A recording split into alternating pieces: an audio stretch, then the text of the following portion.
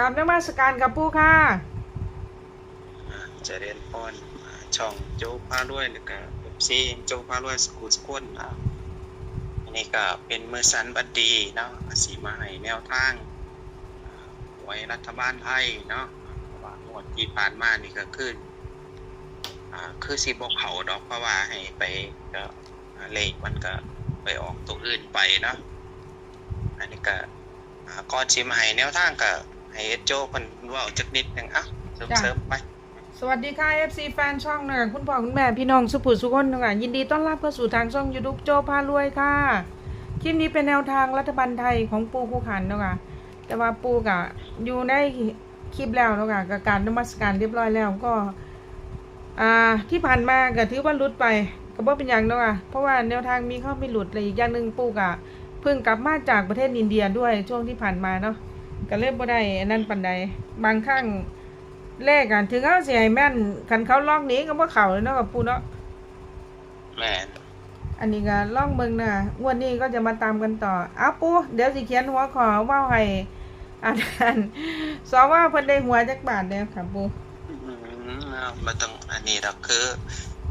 ช่วงนี้ไปก็คือสิอาจสิขาดหายเด้อคุณญาติคุณโยมกับหวยลาวพัฒนาบ่ว่าบางเทื่อนี่ก็มีงานหลายแน่ได้ลงแน่บ่ได้ลงแน่ต้องขอโทษขออภัยเพราะว่ามันติดทางภารกิจการงานก็ได้บอกกับคุณญาติคุณโยมแล้วกันมื้อใดสะดวกก็สิลงให้มื้อใดบ่สะดวกก็คือสิบ่ได้ลงดอกเพราะว่ามันมีกิจต้องทำเนาะเพราะว่ามันบ่ได้อยู่ซื่อๆบางทีก็อาจจะเกี่ยวกับทางวัดแน่ทางเจ้าของแน่นะในสวนในหยังเนี่ยนะจ้ะก็เลยกำลังเตรียมไปบ้างกำลังเตรียมการบ่ปู่เตรียมการกำลังเตรียมการ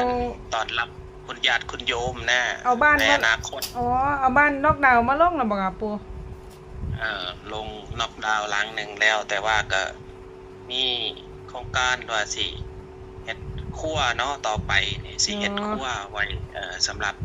ต้อนรับคุณญาติคุณโยมคันมาจากทางไกลจังซี่แม่นบ่ล่ะคันหายว่าบ่ได้กินข้าวกินน้ำอีหยังมากก็อาจจะแวะมาหาหลวงปู่หรือไม่ก็ถ้าเกิดว่ามีการศึกกันหยังก็อาจสิมาเยี่ยมมายามกันนะอาจสิต้มทำกับข้าวเนาะทำกับข้าวกับปลาเพราะว่ามันยังขาดโรงครัวอยู่ทอดไข่ต้องมีอันนั้นครัวเนาะค่ะมีเตามีอย่างน้อยๆได้ทอดไข่อย่างนี้เนาะค่ะปู่เนาะเพราะว่ามันต้องมีล่ะคือห้องครัวนี่ญาติโยมมาบางที่ผู้ลางคนก็อยากกินอย่างสมมุติว่าส้มตำเลยหยังบักทั่วบักแตงจังซี่ลูกปลูกไว้จังซี่มันบ่ล่ะคันหามาเที่ยวมาเล่นมาหาโชคแสวงโชคแสวงลาภก็อยากกินตำบักหุ่งแน่หลวงปู่สิมันก็อยู่ข้างๆนะมันก็สิได้ห้องครัวไปตำกินเองโลดว่าซั่นนะหมายถึงว่าไปหาปู่คู่ขันนี่วัสดุมีครบแล้วแม่นสิบ่อดบ่อยากนะเอาแต่ชีวิตไปก็พอนั่นล่ะก็ในอนาคตก็ถ้าว่าเป็นไปได้ก็สิสร้างไว้ให้กับคุณญาติคุณโยมอีกจักหลังนึงนะบ้านนอกดาวเพื่อผู้ใดมาก็บรรยากาศดีหลวงปู่อยากค้างคืนจะคืนนึงก็มีจัดให้นะแบบแยกเป็นโซนเป็นส่วนนะสำหรับในอนาคตนะแล้วก็ตอนนี้ก็ใครอยากกินปลายุสาก็หลายจับเอาเองก็นั่นล่ะก็โอ้ยโครงการมันหลายนะ ในสระน้ำนี่ก็สิเฮ็ดเป็นแพเฮ็ดเป็นหม้องนอนนะคันมีเงินเนี่ยหลวงปู่คันว่ามีเงินนี่เนี่ยสิเฮ็ดแพไว้ให้เขาเจ้าเวลาผู้ใดอยากนอนในน้ำนะก็ลงไปเฮ็ดแพไว้ก็เวลาไปพักผ่อนนะอยากนอนฟังบรรยากาศปลาอยู่รอบๆนะแพกลางน้ำแพกลางน้ำจ้ะโอ้เป็นตะไปเนาะค่ะพูดถึงโครงการมันหลายอยู่นะก็คือหม่องพักหม่องนอนนี่ก็เตรียมตัวไว้ให้กับคุณญาติคุณโยมนะแต่ว่าที่สำคัญมันยังขาดปัจจัยอยู่นะถ้าว่าถึกรางวัลที่1เลยอย่างนี้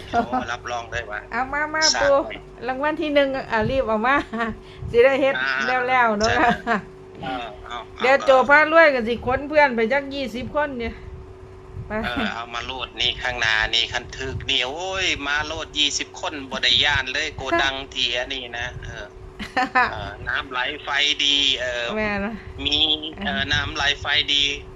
มีความสว่างอีหยังนี่โอ้สะดวกสบาย จ้ะอยู่ในสวนมันก็มีพวกกล้วยพวกหยังกินไปบักฮุงบักอีหยังมันก็พอที่คนญาติคนโยมปลาเปื่อยอะไรหยังก็บ่ขาดแคลนนะจ้ะนั่นล่ะค่อยให้มันยายห่างแล้วเดี๋ยวสวสิเบื่อจักว่าอีหยังเป็นหลายแท้มันก็ยังบ่เข้าอยู่ก็คุยกันอยู่หั่นล่ะอันที่ทาเล่ก็ทาเล่จนน้ำยายืดเลยได้ใจเย็นเด้อสาวพ่อทั้งหลายคุยพอหอมก็สิก็สิบ่ร้องรำทำเพลงเด้อว่าปูวิ่งรูดตัวใดค่ะปูบัดนี้บนหรือล่างวิ่งรูดก็ให้พิจารณาไปที่เลข4เด้อบนล่างบ่จ้ะบนล่างเลยเลข4เนี่ยก็สิให้แบบกระทัดรัดนะสั้นๆก็สิบ่ให้คุณญาติคุณโยมหลายเอาไปวัดดวงเอาโลดไว้ชุดเดียวเนาะชุดเดียวที่อาตมาจะจับให้ก็คือชุด3 4 5นะชุดเดียวแคนๆเลย3 4 5เนาะแม่นแล้วก็จับคู่ให้ขอชุดสั่งแพ้กับกลางน้ำเนาะนั่นล่ะ3ตัวขอแตกเด้อนั่นล่ะก็คันมันออกมา3ตัวนี่ก็ญาติโยมก็ซอยอาตมาเนี่ยเด้ออย่างน้อยก็เฮ็ดห้องครัวนะคันเขาเจ้ามาเยี่ยมเยือนเจ้าของเกิดสิได้ใช้นะใช้ซอยในครัวนะจ้ะก็เป็นกล่าวกับคุณญาติคุณโยมนั่นล่ะอาตมาบ่ได้สร้างไว้เป็นของส่วนตัวดอกก็ใช้สร้างไว้คันคุณญาติคุณโยมแวะเวียนมาก็สิได้ใช้อยู่ละชุดนี้เนาะก็สิบ่อันนี้หลายเนาะก็ตัดไปที่3 4ก็แล้วกัน2ตัว3 4ค่ะ35ค่ะแล้วก็45ค่ะแล้วก็กลับตู่น้ำเด้ออย่าลืมกลับด้วยจ้ะไปบนไปล่างด้วยนะแม่นไปบนไปล่างนะฮะก็ซื้อเอาไว้แล้วก็ชุดนี้ก็ให้พิจารณาเบิ่งเด้อเพราะว่ามันบางอันนี้มันก็ไปตรงกับกระแสเลขดังเพิ่นหรือเปล่าบ่ฮู้คือกันนะคุณญาติคุณโยมเพราะว่าบางตัวมันอาจจะไปตรงกับกระแสเขาเจ้าดังๆแน่ก็ให้ระมัดระวังนะเลขมันสิบ่ออกบ่หยังดอกอาตมาย่านมันบ่ออกมาให้นะปู่คันใช้เน้นตัวใดจ้ะพิเศษการเน้นนี่ให้เน้นไปที่3 4กับ4 5ก็แล้วกันเน้นที่3 4และ4 5เนาะค่ะแม่นเพราะว่ามัน3 4 5แล้วก็4 5ก็เลยให้ไปในจุดนั้นเนาะจ้ะก็นั่นล่ะก็ลองตัดตัวอันนี้ก็คือรัฐบาลไทยหลวงปู่นี่ก็น้อยชุดที่สุดแล้วนะมันมีแค่ชุดเดียวเพราะว่ามันบ่ได้หลายตัวนะเอาไปวัดดวงเอาคันว่ามันบ่แน่นะมันอาจจะโชคดีก็ได้แล้วก็สิ่งที่หลวงปู่จะอันนี้ไปจักนิดนึงก็ลองเบิ่งเด้อผู้ใดมักก็จัดผู้ใดบ่มักก็ผ่านเด้ออาตมาได้จับเลขล่างนี่อาตมานี่ได้จับเลข5ไว้ตัวนึงจ้ะให้คุณญาติคุณโยมเอาไปประกบเอาเด้อคุณญาติคุณโยมก็มีเลขตัวไหนก็ไปประกบเอานะล่างให้5ตัวเดียวบ่ครับปู่แม่น5ตัวเดียวก็คืออาตมามักเลข5นะข้างล่างนี่ก็ลองเอาจับไปประกบเจ้าของเบิ่งอันน่ะว่ามันโชคดีเนาะมันตามสถิติแล้วมันก็ความน่าจะเป็นมันก็โอกาสค่อนข้างสูงนะเลข5นี่ขออนุญาตทวนตัวเลขนะปู่ขู่ขันรัฐบาลไทย2 พฤษภาคม 2569ตรงกับวันเสาร์รอบบ่าย 3:30 นถึง 4:00 นเนาะค่ะปู่ให้มาบนล่างคือวิ่งรูด4เนาะเม็ดเดียว 3ตัว3 4 5เนาะค่ะตัดให้ที่3 4 3 5 4 5เน้น3 4และ4 5ล่างเนาะค่ะให้5มาเม็ดเดียวไปหาครูมาใส่แล้วค่ะปูมาปูมาจับให้จักครูเลยค่ะปู บ่มันจะมาบ่จับดอกจับให้ข้างบนเลยเด้ อ๋อ ข้างบนก็มันก็มีอยู่แล้วนะครู4 5นะ อ๋ออ่ะจ้ะ นี่แล้วก็จับอะไรให้เพิ่นไปจับเอาเองโลดนะ เป็นบนเป็นล่างเนาะค่ะปู นั่นล่ะ จ้ะ ไปจับให้เพิ่นไปแล้วนะก็ลองเอาไปอันนี้เบิ่งเด้อ ฟันกับบ่ฟันได้บ่ค่ะปู โอ้โหบ่ค่อยได้ฟันดอกเมื่อคืนนี่ก็แทบจะบ่ได้จำวัดเนาะเปิดสนั่นวันแรกอยู่เพราะว่าเขาเจ้ามีงานมีหยังงานวัดเนาะก็เจดีย์ทรายก็คือสิลำบากแน่นะเพราะว่าเอาหนังแถวสุรินทร์มาเปิดแล้วก็โอ้สนั่นวันแรกพระสงฆ์ก็สิเกือบสิบ่ได้จำวัดจำว่าเนี่ยตื่นมาเช้ามานี่ก็โอ้ปานไกลถือวางยาเลยเดินโซเซเนี่ย เพราะนอนกับไปนอนแต่แถมตื่นแต่เช้าจำวัดอีกเนาะค่ะปูเนาะ แม่ เป็นภาคอะไร เพราะว่ามันลำบากเด้ยามมาเช้ามาตื่นมาเนี่ยต้องออกไปบิณฑบาตอีกเดินโซเซมันไกลถือวางยาแล้ว เมื่อยางส้นกับควายก็ดีตัว ก็นั่นล่ะกว่าสิแล้วงานอีกเกือบมานั่งสวดจนไปฮอดเที่ยงอีกนี่เพิ่งจะได้ออกมาสวนจักนิดนึงก็นี่ล่ะมาอยู่สวน ปู นี่ล่ะ ไอFC มันตามเล่าอยู่วันจันทร์นี่เบิ่งให้แน่เด้อจ้ะเล่า วันจันทร์ก็สิเบิ่งแนวทางไว้ให้นะก็คือแบบว่าช่วงนี้มันก็พลุพระแน่จักหน่อยนึงนะเพราะว่ามันลำบากกูช่วงนี้นะเพราะว่ามันทางงานวัดงานสวนนะมันก็เลยมันลำบากมื้อนี้ก็เป็นวันพระใหญ่เนาะก็คุณญาติคุณโยมก็15 ค่ำก็คือสิได้ไปเฮ็ดบุญเฮ็ดทานแน่เด้อเพราะว่ามันช่วงนี้ก็อันบ่ได้หยังก็คืนนี้ก็ให้คุณญาติคุณโยมสวดมนต์เนาะขอกับ